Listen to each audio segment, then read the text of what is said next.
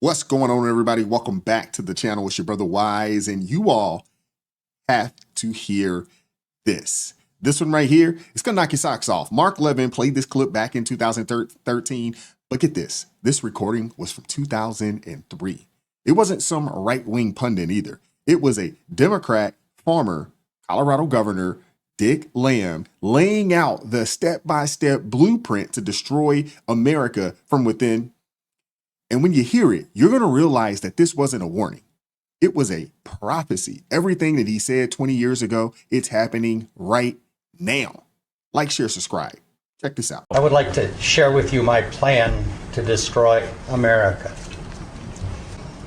Number one, I'd make it a bilingual, bicultural country. History shows us that no bilingual, bicultural country lives at peace with itself. There's not one, I believe, that doesn't exist with an incredible amount of tension and conflict, if not civil war. My second part of my plan would be to invent something called multiculturalism.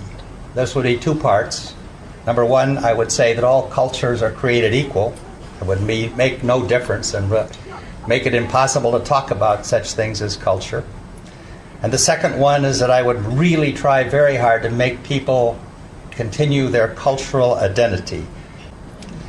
My third part of my plan would be to make the fastest growing demographic group in that country the least educated. I would add a second underclass to the first underclass, unassimilated, undereducated, antagonistic, and then I'd have 50% of them drop out of school, not graduate from high school. The fourth part of my plan would be to get the big foundations to fund, and big business to fund these efforts with lots of money. I would invest in ethnic identity and victimology. I would get them to think about their lack of success was only the fault of the majority.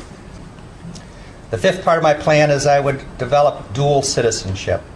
I would promise people actually divided loyalties. The sixth part, and this is important, I would place all of these subjects off limits. I would make it taboo to talk about, actually, or criticize this whole thing.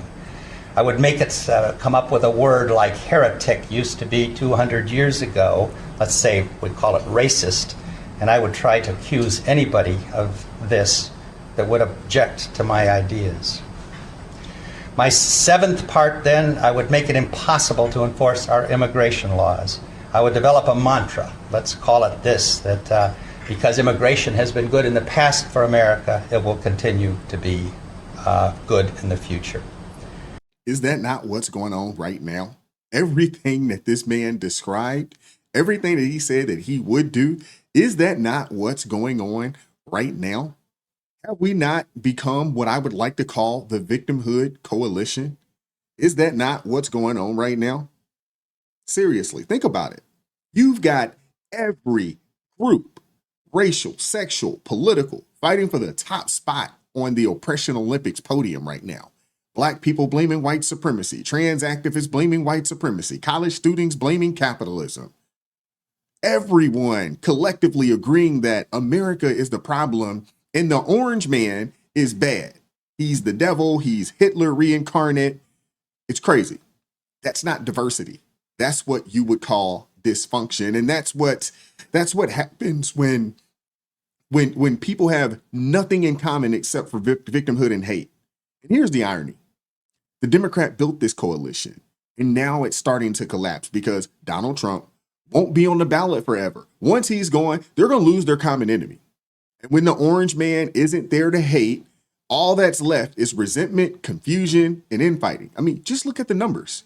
The latest Gallup poll found that only 20% of Americans now trust the federal government. That is the lowest in modern U.S. history. Over 40% of Gen Z believes America is more evil than good. National test scores have dropped to their lowest levels in decades, with the Department of Education reporting that reading and math scores for 13-year-olds fell to a 50-year low in 2024. That isn't accidental. It's the fruit of the system. They've destroyed the public school system so badly that we've now raised a generation of young people who can't define fascism. They don't know what socialism is, but they will chant the word on command. They don't know history. They don't know civics. They don't know basic economics, but they know how to be offended. And that's the plan. If you want to keep people enslaved mentally, make sure they never learn what freedom actually is. Keep them angry, keep them uneducated and emotional. And they'll believe anything that you tell them as long as it sounds righteous. Meanwhile, under the Biden administration, we saw what real fascism looks like. People were censored for speaking the truth. They were forced to take a jab or lose their livelihoods, or be kicked out the military, or lose their job on the police force. The government worked hand in hand with, the big tech, the quote unquote silence dissent. Hey, to silence the quote unquote misinformation, full-fledged violation of the First Amendment. That is what you would call textbook authoritarianism. Compare that to the president right now. Every time a lower level judge blocked him, he respected the law, paused, appealed, followed the process. That's not what you would call a dictatorship. That's constitutional leadership. So yes, Trump promises to bulldoze the Department of Education. To be honest with you, it's needed. That's not destruction. That's what I would call restoration. Let the states compete. Let parents have control again. Let parents have a say over what their kids learn. The states with the best schools, the strongest families, and the highest educational standards will attract the most talent, the most businesses, and the most opportunity. And that's the biblical model too, because the word of God says, my people are destroyed for lack of knowledge. That's Hosea chapter 4, verse 6. We're not perishing because of hate. We're perishing because of flat out ignorance. We have entirely too many people that don't know anything. And until we rebuild the truth, restore order, and remove the victimhood idol, this country will stay stuck in the rinse cycle of destruction. What we're seeing right now is the plan from the Communist, Marxist, Socialist Party, and it's literally playing out right in our faces. And unfortunately, so many people, they have no idea that this is even happening. They have no idea that these people have been playing the long game. Too many of us are short-sighted. Too many of us are short-sighted. We're looking at things at a year, 2 year, maybe a 4 year span. These people are playing a 100-year game. They've been planning this for a long time. And now they don't even have to be covert about it. They are out open in your face with how much they hate this country, how much they want to destroy our nation, how much they hate capitalism. They're in our face telling us this.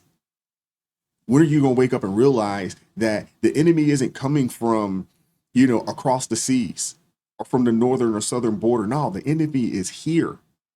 We got to fight and be prepared to deal with the enemy from within. But I want to hear from you guys in the comment section. What are your thoughts? Hit that like button, share this video, subscribe to the channel. People need to see this. People need this information. All right. Join the ARP family or buy your brother a coffee. Join us Monday through Friday, 9:30 a.m. Eastern Standard Time for ARP in the morning. Join us Wednesday evening at 9 p.m. for the ARP in the evening show. I don't have a name for it. If you have a name, let me know. Or Friday for the morning show, panel show. It's going to be phenomenal. Come check us out. And as always, man, keep God first. Stay prayed up. We'll catch up with you all next time. Peace.